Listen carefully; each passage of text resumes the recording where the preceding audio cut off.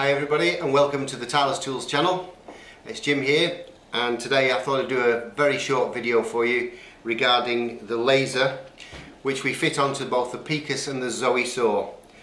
Now it can be a great aid for some people. I'm not a great fan of it, to be honest with you, but it is available for those of you who do prefer to work with the laser.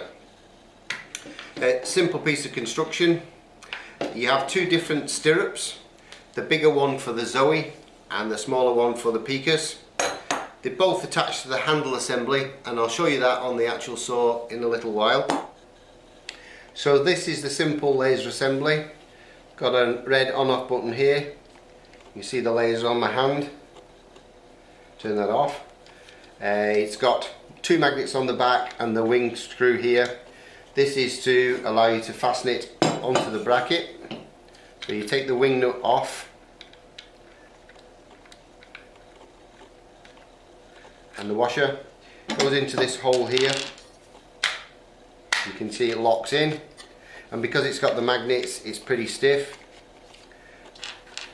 Put the washer back on and the wing nut.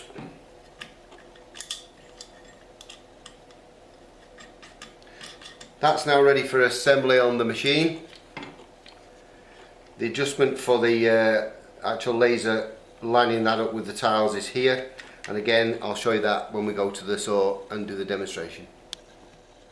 Before we go to the machine, I thought it would be very important to show you how this little bit of a mechanism here works. You do need to undo this black finger knob here, and this one also with a little Allen key. It can be quite fiddly setting these things up, and it's not the easiest, but I'll do my best to show you when we go to the machine.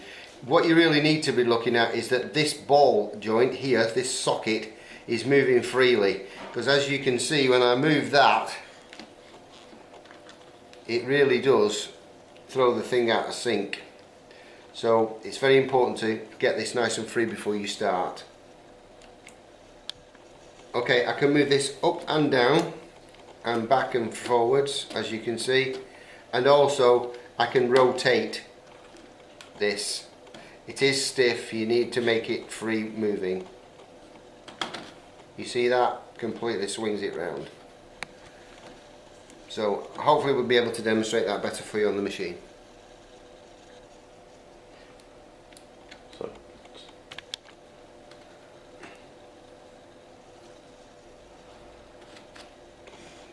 So you see how I've just twisted it completely 90 degrees to how it should be, and there you go, back again. So this is the bit that does all the work. You need to really fine tune this. So here we are, we've come into the workshop as I said earlier. This is the Zoe model, which I'm sure you're all familiar with, and because we're going to fit the laser onto the Zoe, we're using the bigger stirrup for this particular model. I've got the blade in the up position, and what I need to do is to take the securing bolt which holds the handle. We've still got the one on the underside, so we're already safe with that. And then the stirrup fits here in this position with a 13mm spanner, and we lock that on. So now when we're setting these things up, it's important that the saw is in the actual lowered cutting position.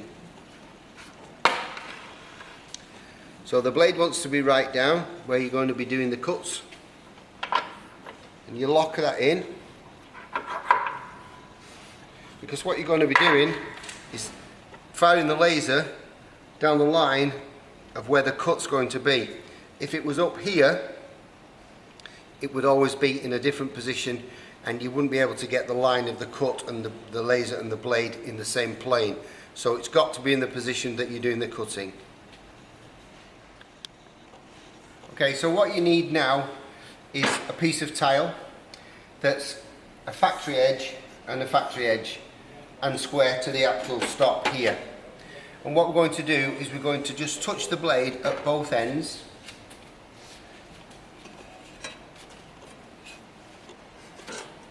And make sure that the blade is touching the slab all the way along.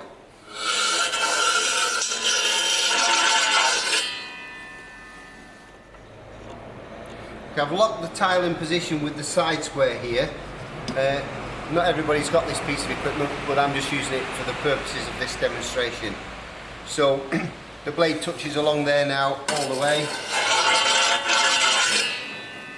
and it's locked against there. So we're going to go very technical here and just use a couple of pieces of white cardboard. Nothing fancy, I'm sure you'll have something lying around on the job. We put the cardboard against the edge of the tile, like so. And what that will allow me to do is to line the laser up and be able to see it running down the edge of the tile and touching the white paper, which will represent where the blade is going to run in line with the laser. So now I've fitted the laser to the arm of the saw. I've turned it on and you can see how the line is well out. What it actually needs to do is to touch the white paper here and here, so it's running parallel to the edge of the tile, as I said, which will represent the line of the blade. That adjustment is done by here, as you can see. You just either turn it or pull it to one way or the other. It's a fine adjustment, and eventually you will do it. It takes a little bit of time and a little bit of skill, but once you're there, that's you up and running.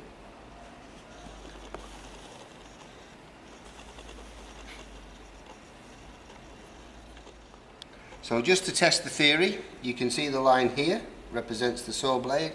You can see the line here, same as earlier. I'll remove these. You would now imagine cutting this. The blade runs perfectly along the edge of the tile, representing the cut between the two slabs.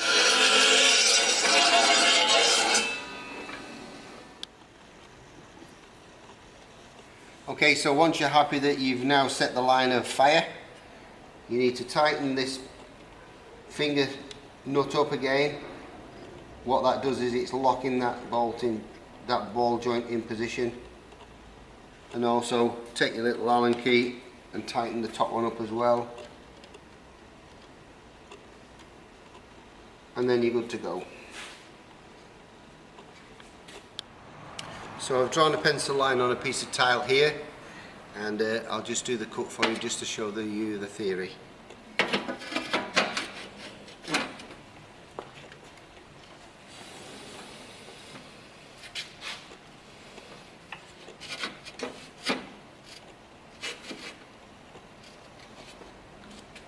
You okay?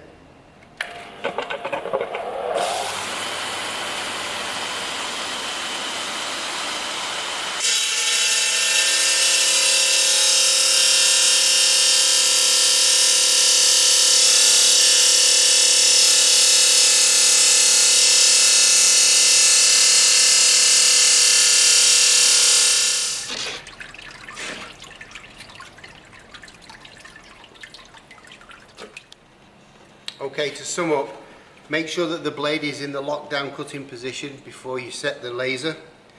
Make sure that the laser runs down the side of the sample tile and touches the white marks on the paper. And last but not least, practice what you preach. Always sharpen the blade, dress the blade after each cut. Very important.